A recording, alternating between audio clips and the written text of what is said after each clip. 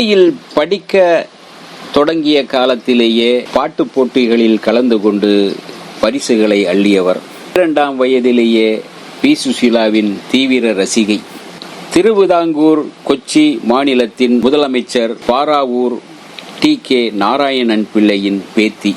Doctor விஜயேந்திரனின் செல்லமகள். Ernakulam புனித Teresa அம்மையார் கல்லூரியின் பொருளாதாரத்தில் பட்டம் பெற்று படித்தவர். மலையாளம், தமிழ், தெலுங்கு, கன்னடம், படகா, இந்தி, மராத்தி என பல மொழிகளில் 20,000க்கும் மேற்பட்ட பாடல்களை பாடியுள்ள பிரபல பாடகி சுஜாதா மோகன். இவரது கணவர் டாக்டர் கிருஷ்ணமோகன், இவரும் பாடகர்தான்.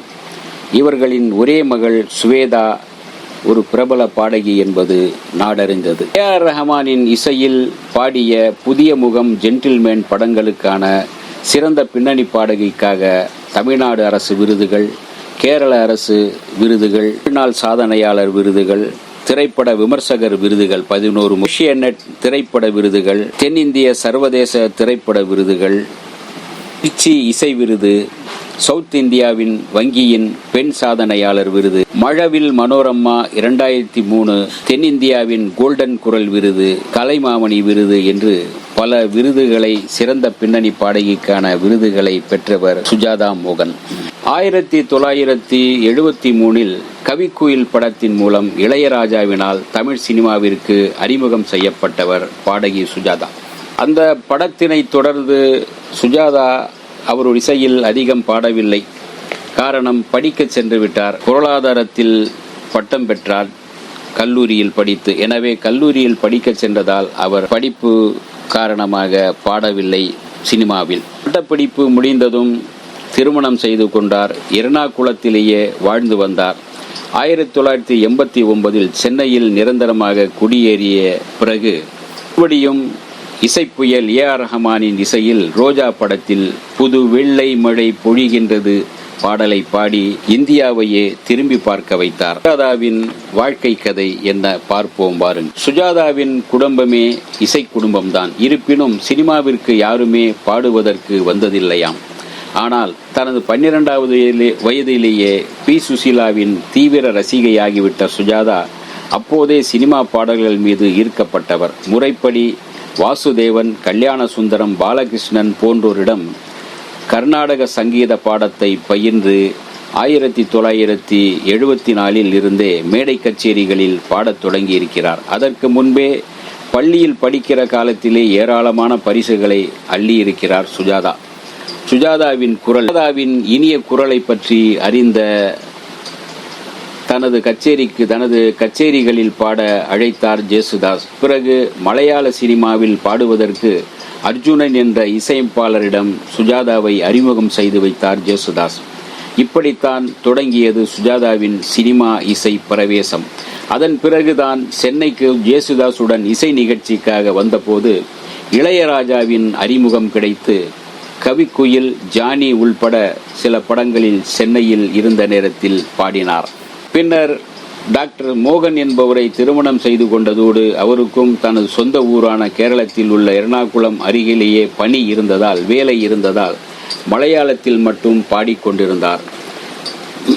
மீண்டும் இசை புயல் ஏ.ஆர். ரஹ்மான் இசையில் ரோஜா படத்தின் மூலமாக திரை இசை பயணத்தை தொடங்கினார். நல்ல கேள்வி ஞானம் கொண்ட என் கணவர்தான் எனது முதல் ரசிகர் என்று சொல்லும் சுஜாதா, என் கணவரும் நன்றாக பாடுவார். இப்போது கூட என்னோடு வெளிநாடுகளுக்கு வரும்போது இசை நிகழ்ச்சிகளில் அவரையும் தன்னோடு இணைத்து பாடுவதற்கு ஜேசுதாஸை அழைத்து பாட இருப்பதால் எனக்கு இசையில் கருத்து சொல்ல, நிறைய பேசிக்கொள்ள வாய்ப்புகள் உண்டு.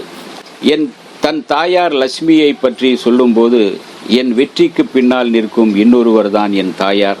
என் தந்தையார் விஜயன் நான் பிறந்த 3வது வருடத்திலேயே இயற்கை எய்துவிட்டார். அதன் பிறகு நானே வாழ்க்கை என்று நினைத்து எனக்காகவே வாழ்ந்தவர் என்னுடைய அம்மா. அப்படி வாழ்ந்தவர் இப்போதும் என் கூடவே இருந்து எனக்கு நல்லதொரு ஆசானாக திகழ்கிறார். அவர் கூட இசை ஞானம் கொண்டவர்தான். நான் பாடும் பாடல்களில் ஏதேனும் சிறு தவறுகள் இருந்தால் கூட கண்டுபிடித்து விடுவார் என்னுடைய அம்மா. இப்படி என் வீட்டில் இருப்பவர்களே தவறுகளை கண்டுபிடித்து சுட்டி காட்டுவதால் அடுத்தடுத்து தவறுகள் இல்லாமல் பாட வேண்டும் என்ற எண்ணமே எனக்கு அதிகமாயிற்று. அடுத்து மேலும் அவருடைய குடும்பத்தில் இருந்து இன்னொரு பாடகியாக அவருடைய மகள் வந்தார். பம்பாய் படத்தில் குச்சி குச்சி ராக்கம்மா, இந்திரா படத்தில் அச்சமில்லை அச்சமில்லை பாடலை குழந்தைகளுடன் கோரஸ் பாடிய அவரது மகள் சுவேதா பிற்காலத்தில் ஒரு பெரிய பாடகியானார். இளையராஜா இசையில் கடவுள், காதலுக்கு மரியாதை மற்றும் A.R. ரஹ்மான், தேவா, S.A. ராஜ்குமார், ஆதித்யன், வித்யாசாகர், சிற்பி என்று பல இசையமைப்பாளர்களின் இசையில் பாடத் தொடங்கினார். தமிழை பொறுத்தவரையில் இளம் பாடகிகள் வரிசையில் சித்ராவுக்கு அடுத்தபடியாக ஒரு நல்லதொரு பாடகியாக திகழ்ந்தார். அதோடு அவர் கேரளத்தில் இருக்கும்போது சித்ராவுக்கு நெருங்கிய தோழியாக இருந்தவர். அதே போலதான் இன்றைக்கும் இருவரும் பழகி வருகிறார்கள். இசையில் எனக்கு ஏதேனும் சந்தேகம் வந்தால் கூட நான் அவரிடம் கேள்வி கேட்பதுண்டு, அவரும் அதற்கு தக்க பதில் தருவதுண்டு என்று சித்ராவை பற்றி சுஜாதா கூறுகிறார். அதே போல சித்ராவின் பாடல்களை மிகவும் ரசித்து விரும்பி கேட்பேன் என்றும் சொல்கின்றார்.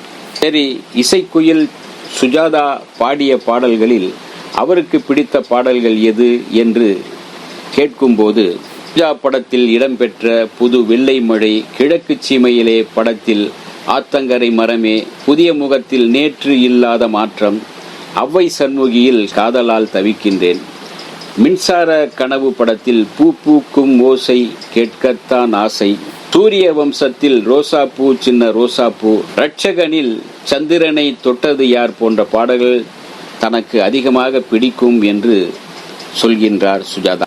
சுமார் 20,000க்கும் மேற்பட்ட பாடல்களை பாடியிருக்கும் சுஜாதா பக்தி பாடல்களும் பாடியிருக்கின்றார். இவரை பற்றி இன்னொரு தகவலையும் இங்கே கூற வேண்டும். எர்ணாகுளத்தில் வாழ்ந்த இவரது குடும்பத்திற்கென்று வரலாற்றில் இடமும் உண்டு. அதாவது சுஜாதாவின் தாய்வழி தாத்தா T.K. நாராயண பிள்ளை என்பவர் 1950 கேரள மாநில முதலமைச்சராக இருந்தவராம். 4 ஆண்டுகள் அவர் கேரள மாநிலத்தை ஆட்சி செய்துள்ளார். சுஜாதா இப்போதும் பாடுகிறார், ஆனாலும் தேர்ந்தெடுத்து பாடுகிறார். அதே சமயத்தில் அவருடைய மகள் நிறைய பாடிக்கொண்டிருக்கிறார். சுஜாதா சமீப காலங்களில் விஜய் டிவியில் இசை கச்சேரிகளில், அதாவது இசைக்குழுவில் ஒரு நடுவராக, புதிய பாடகர்களை தேர்ந்தெடுத்து பரிசு கொடுக்கும் நடுவராக இருந்து வருகின்றார். அவருடைய இசை ஆளுமை இன்னும் வளர்ந்து கொண்டுதான் இருக்கிறது. இன்னமும் இசை மீது அவர் தாகம் கொண்டவராக தான் இருக்கிறார். 61 வயது ஆனாலும் இன்னும் அவர் அந்த இளம் குயிலாக அதே குரலோடு திகழ்கிறார் என்பதுதான் சிறப்பு. பல விருதுகளை பெற்ற சுஜாதா பாடகி சுஜாதா மோகனை பாராட்டி வரவேற்போம் வைப்பார். இப்படி கணவரும் ஒரு நல்ல பாடகராக இருப்பார். இந்த வீடியோ உங்களுக்கு பிடிச்சிருந்தா லைக் பண்ணுங்க, ஷேர் பண்ணுங்க, கமெண்ட் பண்ணுங்க, சப்ஸ்கிரைப் பண்ணுங்க, மறக்காம பெல் ஐகானை கிளிக் பண்ணுங்க.